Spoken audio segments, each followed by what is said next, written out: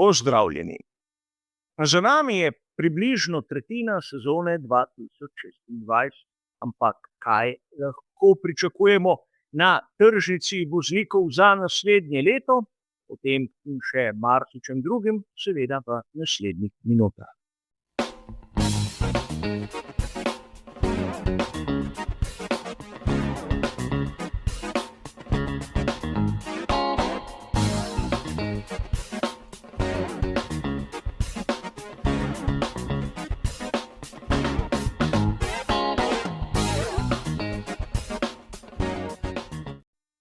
O tem, kdo bo zamenjal ekipo in kdo bo ostal, se v Formuli 1 govori neprestano. Ampak prav je, da tudi mi, navdušenci, naredimo neko analizo in da skušamo razumeti, kdo naj bi kam šel in kakšne bi bile tiste najbolj idealne kombinacije. Seveda lahko v raznih virih preberete marsikaj in nekaterim bodo rešitve všeč, drugim pač ne. In to je svet Formule 1, kjer se nikoli do konca ne ve, kaj se bo zgodilo dobesedno naslednji dan. Ampak danes si bomo ogledali, kaj nam kaže vsaj po tej prvi tretjini sezone za naslednje leto. In najprej seveda se bomo ustavili pri tistih, recimo temu, fiksnih točkah na tabeli samih voznikov svetovnega prvenstva.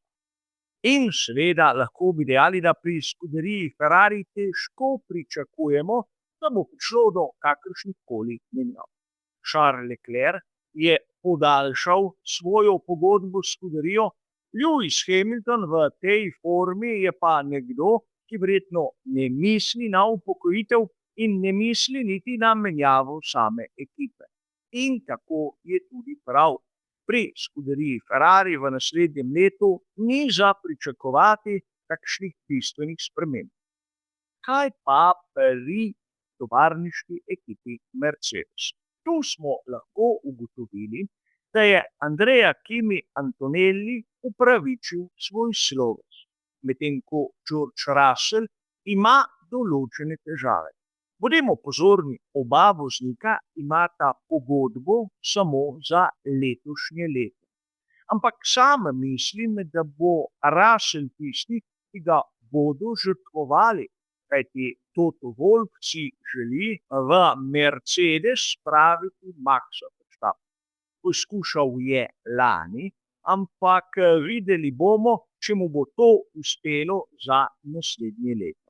Čeprav ima Max Verstappen tudi dolgoročno pogodbo z Red Bullom, se lahko enostavno razveže brez kakšnih penalov, če letos ne bo dosegel določenih rezultatov. In kot kaže, letošnja sezona zanj ne bo briljantna. In treba je povedati, da meni osebno kombinacija Andrea Kimi Antonelli in Max Verstappen je izjemno všeč. Rad bi videl Maxa, ki ima za moštvenega kolego nekoga, ki je primerljivo hiter kot on.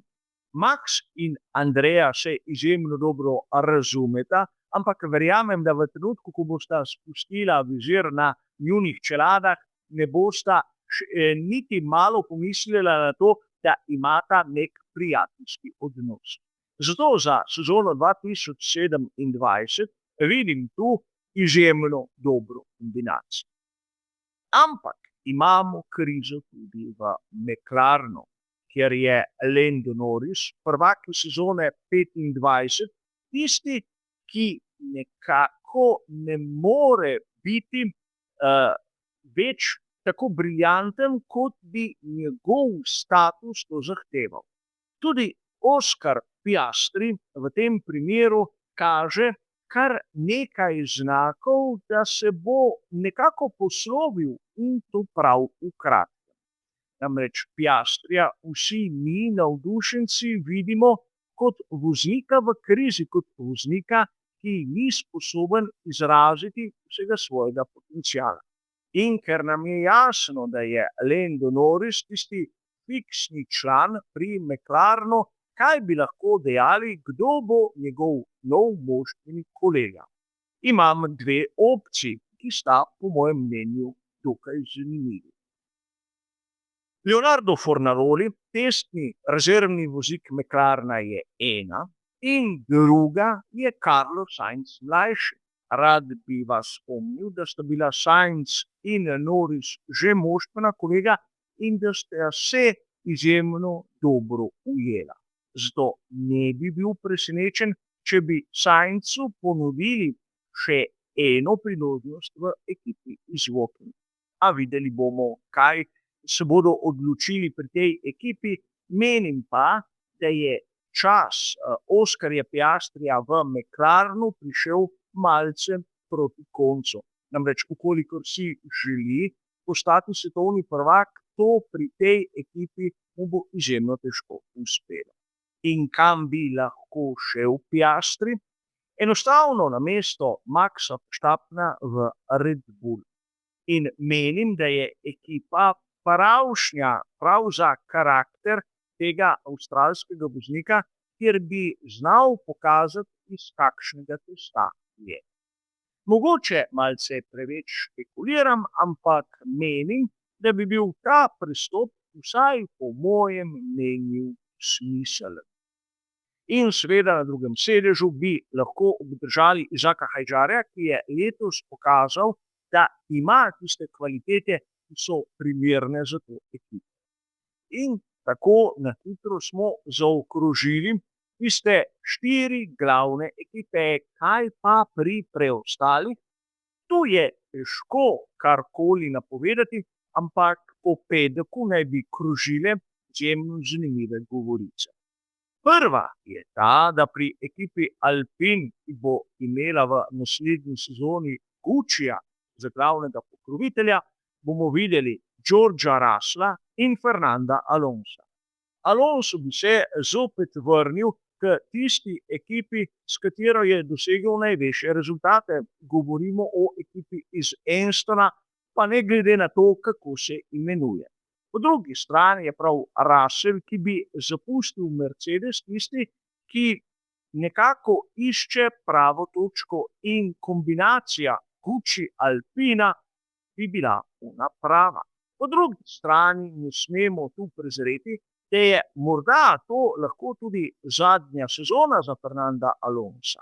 Ampak Flavio Briatore je tudi osebni menedžer španskega šampiona in ne rečem dvakrat, da ga bo v navednicah prepričal, kajti z takšno rešitvijo bi zaslužila mastno oba.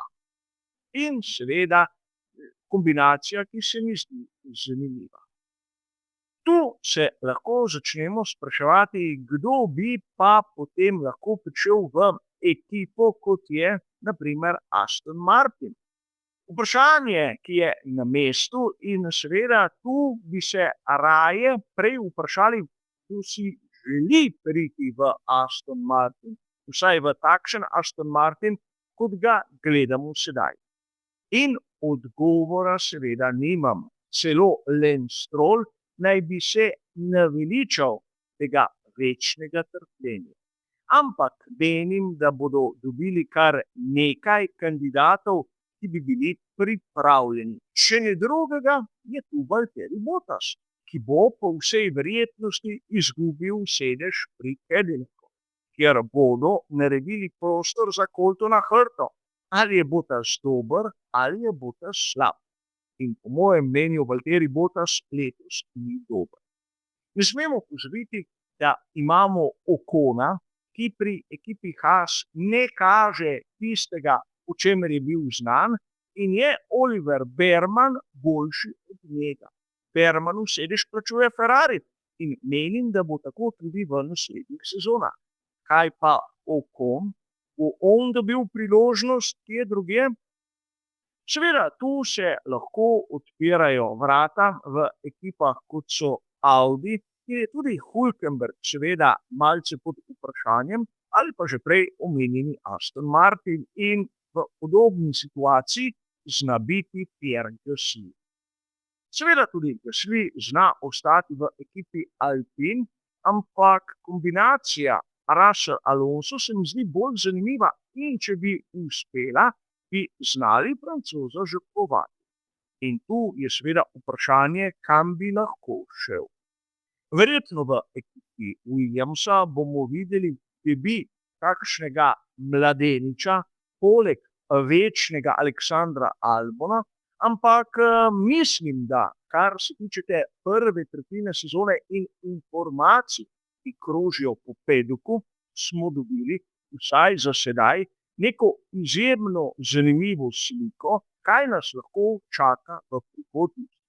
Seveda potrebno bo počakati še nekaj mesecev, da bomo izvedeli, ali je vse to res ali ne, ampak kot ste razumeli, za danes je to vse.